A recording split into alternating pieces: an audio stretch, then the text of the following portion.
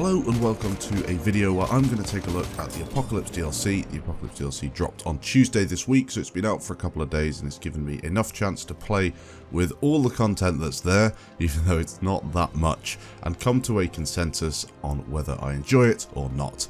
I know I don't usually release videos on Friday, but I felt like this one was needed. The Apocalypse DLC has come under a lot of scrutiny since its release, and I feel as if not enough people have criticised it to the extent in which it needs to be. Westy has definitely been at the forefront of the constructive criticism, which is great to see. He's been discussing why DICE have taken the direction they have with some things, and to be honest, he's just as surprised as the rest of us. Let's go through a couple of things in the DLC and review them. So starting out, this was the final DLC. Apocalypse. It was the final hurrah for Battlefield 1. I don't think we're going to see another big DLC come out with this game between now and then the release of the next game in October. The next game, of course, will be leaked in around April-May time, probably around May, and then play tested through the summer. This was really supposed to be the icing on the cake of Battlefield 1. It's supposed to be the last DLC, the biggest thing. They hyped up Apocalypse so much, and come on, the Somme, Passchendaele, this is World War 1. This is what Battlefield 1 should have focused on with the vanilla maps. Proper trench warfare, or at least that's what they said it would be. Now, when the maps were first tested in the CTE, everybody, and I was there at the white box testing, everyone was not impressed. I mean, yes, it looks good, but that's a given with a Battlefield game. The Frostbite engine takes care of that. The rest of it was just not good at all. The maps were not well designed, and if you played them, you might settle to say, oh yeah, the Somme, it's pretty good. I mean, if you're on the attacking side, it's fun. If you're on the defending side, you can get out and you can go and cap some flags, and sometimes it will make for some epic moments. But think of Battlefield as one of the best FPS games out there. The maps should not be okay or subpar. They should be brilliant. And there's no reason why we're settling in the last DLC where there are only 3 infantry maps, which is another big problem. There should be 4 at least on a last DLC. But why we're settling for subpar? We should be looking for maps that are rivaling that of the vanilla ones, such as Amiens. And we saw this again in Battlefield 4 with Final Stand. Although Final Stand did have 4 maps, it did have a lot of stuff in there, including Easter eggs and things, which really got people playing the game quite consistently for a month or so immediately after the release of the DLC. So comparing to the other DLCs in Battlefield 1 so far, I'd say Apocalypse ranks at the bottom, both in terms of the content that it's brought out, and of course the quality of that content too. It's definitely been rushed. You look at when Turning Tides was released, that seems to have been split into 2 because there just wasn't enough time to finish it. Apocalypse, again, was rushed out. They mentioned it in the live stream. That's why they haven't got more content with the DLC as a whole, which is a shame. I mean, why rush something that people have already paid for? I paid for the Ultimate Edition, I paid for the whole thing because I was really hyped up about this game, and, well, I've kind of been let down. It's not an awful DLC, I mean, there are maps there, there's a new mode, but it's not anywhere near the level that I expect to see from DICE.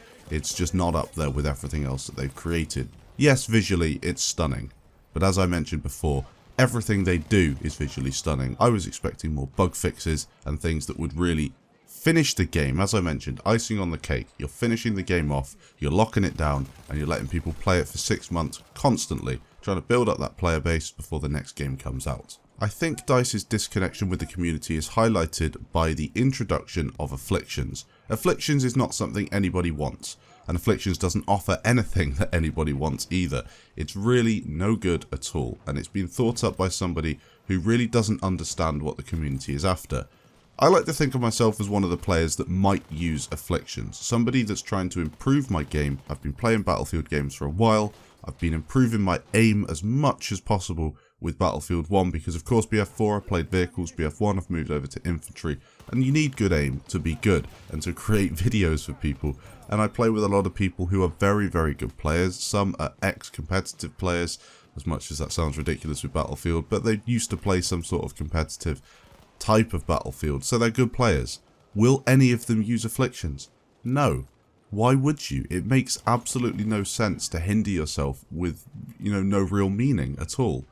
A better way to approach this, if you're trying to challenge the best players, is to give an accuracy rating at the end of each round and rewards for hitting certain accuracies, or give a medal for those who have had a certain amount of kills in a game. Like if you hit 200 kills in a game with a certain weapon, or 100 kills with a certain weapon, you get a medal. This way you are stretching the best players and rewarding them, and people will know, oh look, this player has a medal, he must be a damn good player. And that's the way to do it. It's rewarding people for achieving, not hindering them and then telling them to go out and, well, with some of the afflictions, lose health every 10 seconds. I mean, that it just makes absolutely zero sense. It doesn't combine well with team play at all. It's quite a selfish approach to the game, and you know, it's going to fall flat on its face. And if anyone is using afflictions, and I've got all this wrong, let me know in the comments below, but I really think that it's just a really poor attempt at gauging what the community wants.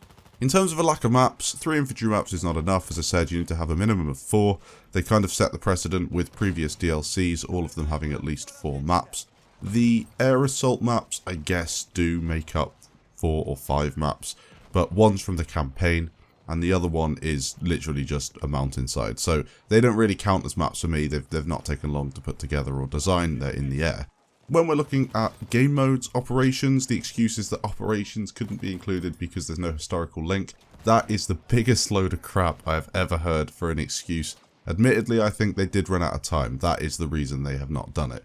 Which is fair enough. If there's time constraints and it's out of DICE's control, then we can't be mad. EA might be forcing them to do something else, work on something else, do something different. I don't know. But saying that there's no historical link, I really don't buy that for 1 second.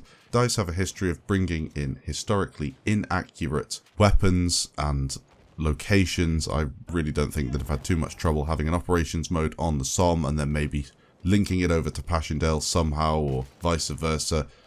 Go back in history and do something else. Maybe link it to an older map. I don't know. They could have done something to make it more interesting. When we look at Frontlines, this was a mode that was introduced with the They Shall Not Pass DLC, probably my favourite DLC, purely because Frontlines was introduced with it. It's a great game mode, really good fun, and will probably be a major part of the new game, or at least I hope it will be. With Frontlines, you are looking at something that has really not had any love from DICE. It's not been introduced on the new maps, neither in Turning Tides or in Apocalypse, which is a great shame. For me, Zeebrugge would probably make the best Frontlines map in the game. You've also got a chance for fantastic trench warfare in a similar situation to Nivelle Nights with the new Apocalypse maps. However, again, it has not been included. This is a real shame, and I think if DICE were to do an extra update to make up for the problems they've had in Apocalypse so far, I think Frontlines as an additional game mode would be great. When we look at bugs in the new update, there are plenty. Now, I really thought that with the last DLC, DICE would look to polish all of these bugs out of the game, make it a really smooth experience, but it hasn't been the case. With the new DLC, we've seen lots more bugs.